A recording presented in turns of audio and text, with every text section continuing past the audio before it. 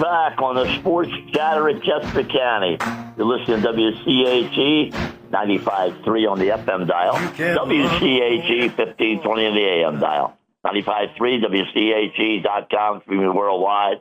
And you always can follow me on that. It's the Werndl, Werndl. Joining us, a longtime NHL writer, covered the Philadelphia Flyers for many, many years for the Philadelphia Inquirer, Sam Carchidi. Sam, how are you today? Hi, Billy. Always good to talk to you. Now, we talked the last time about you have an interesting project you've been working on.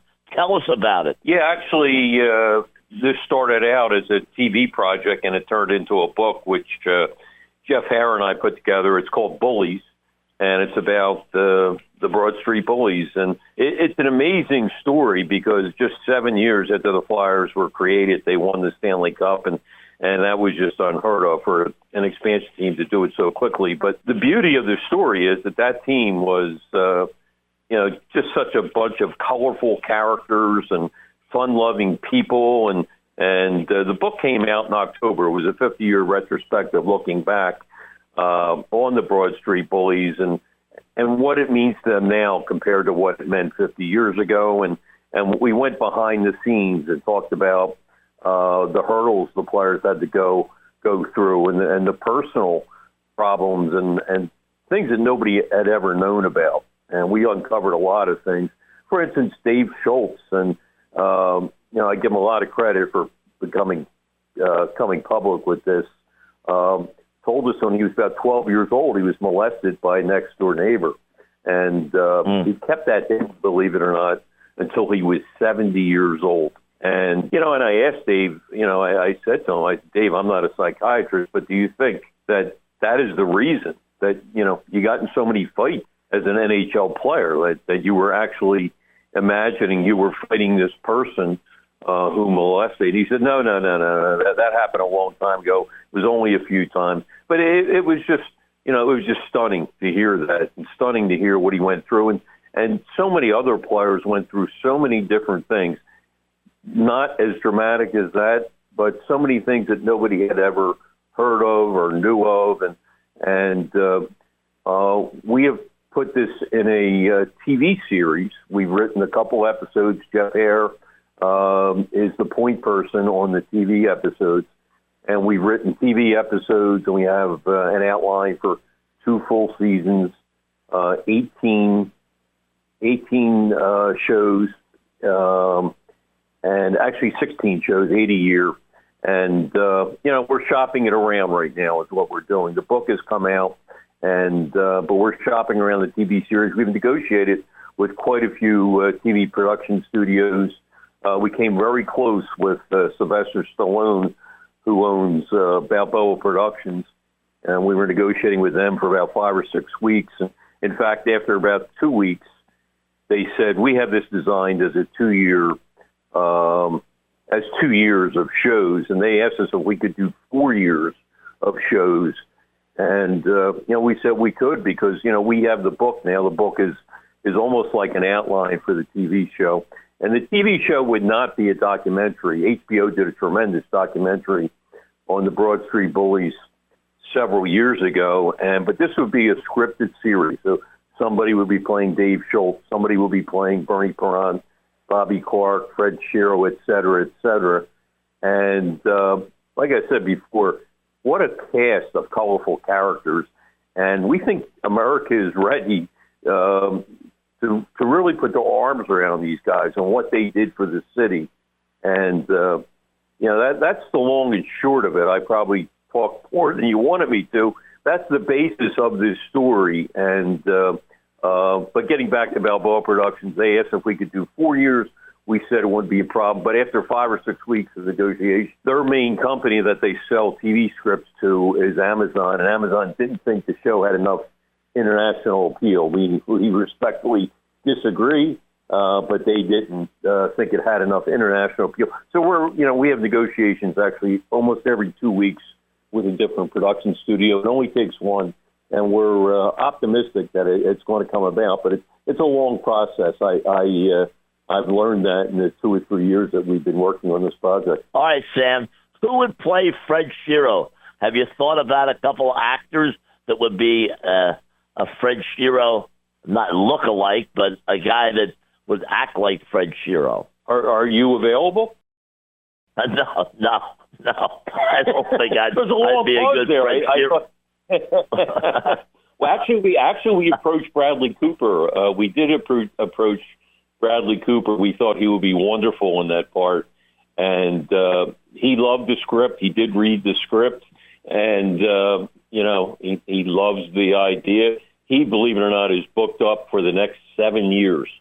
So if we have Bradley Cooper, Bradley's a Philly area guy, of course. So and there's not a bigger star probably in the world right now than Bradley Cooper, but he is booked up for 7 years, and that went to the wayside. And but we have talked to several actors, and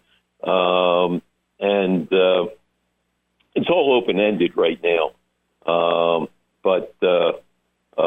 He would have been the perfect one. But we talked to Philadelphia, a lot of Philadelphia-based actors too, because we thought that would give the story more of a punch, and a lot of them, even if they're not old enough to have been around when the Flyers won their 2 cups. And this story, I should say, it starts in 67 and it ends in 76, the year they beat the Russians in the great exhibition game. They were the only NHL team to beat the Soviet Red Army. So it ends in 76, and of course the Flyers lost to Montreal in the finals that year, and their dynasty, their run ended. But the fans at the Spectrum, when they lost to Montreal, would not leave. They gave them very similar to this year's Flyers team, where the fans chanted "Let's go Flyers" and in the handshake line, and stood up and cheered and didn't want to leave. It was like they were this year's team. I think this year the fans were thanking the team for what they did this season. But in 1976, when the Flyer fans were on their feet and didn't want to leave after the Flyers lost to Montreal in Game 4 of the finals, that was almost a reward for their 3 years of being the best team in the NHL. And it had finally ended, come to an end with that great Montreal team. And so that's why we ended it in 76, because, A, we wanted to include the epic win over the Soviets, and we wanted to show the fans' appreciation. And our story is really a love story between the fans and the Flyers, and how, they really put hockey on the map, those Flyers teams, in the mid-'70s. And as you know, 2 million people came out for the first Stanley Cup parade, I think 2.4 million for the second one, and it was a love affair. Before that, Philadelphia was a city of losers. You had the Eagles perennially in last place, the Phillies in last place, the Sixers. Before the Flyers won their first cup, the Sixers are coming off a 9-73 year. So, Philly was known as a city of losers.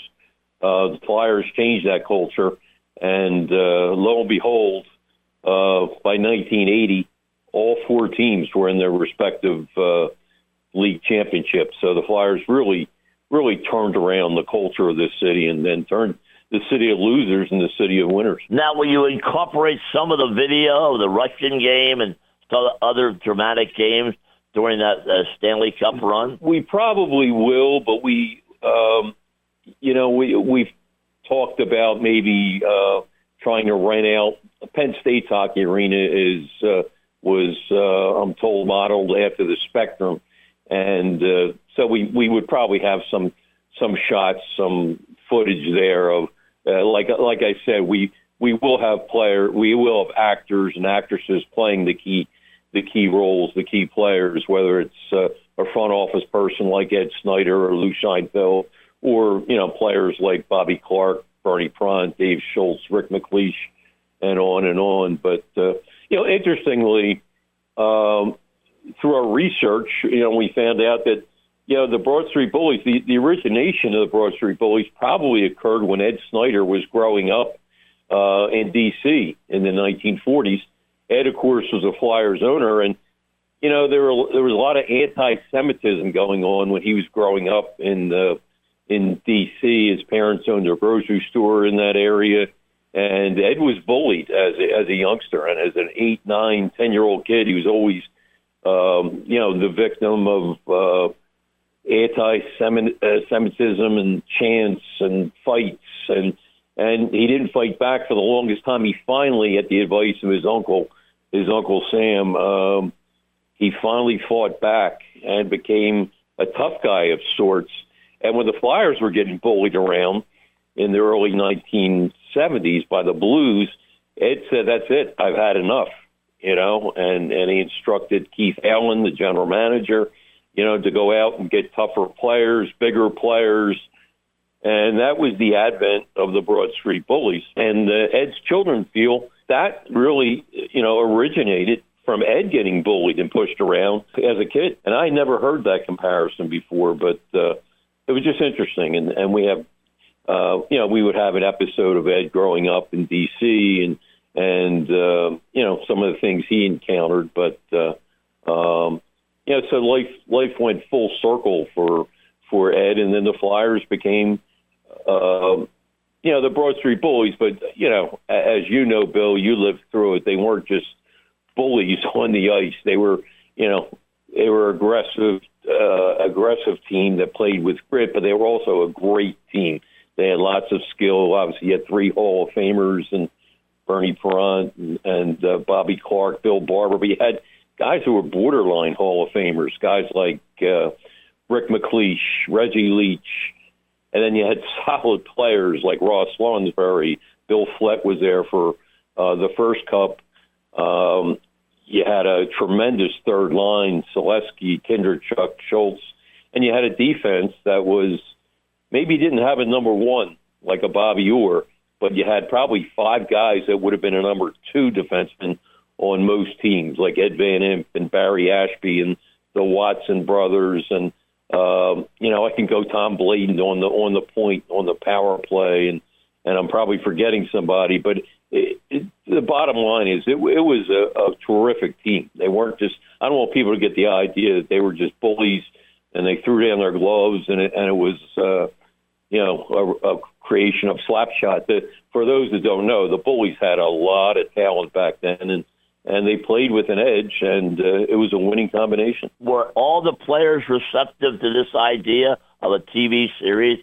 Did you have any pushback at all? We did not. I'll share something. I don't think you don't mind me sharing it. Bobby Clark was a little reserved, to be honest with you, in the beginning, and he said, "Look, I'll talk to you for a couple minutes, but I don't think I want to get involved." And then we talked to him, and he said to me, "You've been." Of course, I covered the Flyers for a lot of years, the Inquirer, and Clarkie said to me, "You've been really critical of the Flyers over the years." And he thought this was going to be a story that was going to criticize the Flyers in some way. And I said, "Bob, I to be honest, I don't apologize for criticizing. That's my job. I'm supposed to be unbiased." And he said, No, I'm not criticizing, but in a way he was. And I said, "Look, I was a teenager when the Flyers won the Cup, and I told him I paid a scalper $40. I was a fan back then, and I paid a scalper $40 in 1974 to watch the deciding game against the Boston Bruins, Game 6 of the finals, and that was a lot of money back then. It doesn't sound like it now, but $40. The ticket I think was $8.25, so I paid about 5 times that. And I said, this is a story about how Philadelphia fell in love with the Flyers back then and how you changed the city. This is not a piece to tear down the Flyers in any respect. It's to show the love affair, as I said, between the Flyers and more than 2 million people." And he nodded his head, and then he talked some more. Originally, he said he would only talk for about 5 minutes. He ended up talking for over an hour. So we did get his acceptance on it, and it was great. I mean, he understood where we were coming from, and he gave us some tremendous stories about growing up in Flin Flon and how he would cut school, to go play hockey on the ponds, and how his mom would pull him off the ponds, and yell at them and get them back in school. We had a great conversation, but I think all the players are they could not have been better. They talked they opened up their houses, and even the players and the wives and the ex-wives. I can't say enough about them. They told stories, good and bad, and they were honest, and it was a great time in everybody's life. Let's put it that way. And I think they wanted to share that and share the stories. And were there some disappointments along the way? Sure, there were. But that's life. Life isn't a bowl of cherries, and we tried to talk about the good, the bad in the book. And but the good far outnumbers the bad. It's a very uplifting story about how these guys all bandied together, and to me, they really represented a true team, probably the closest team in Philadelphia sports history of any team that played for the city of Philadelphia. Sam, I wish you all the best on this TV project. I really appreciate it. Thank you so much, Sam Carchidi. Billy, thank you. I really appreciate it. You have a great one.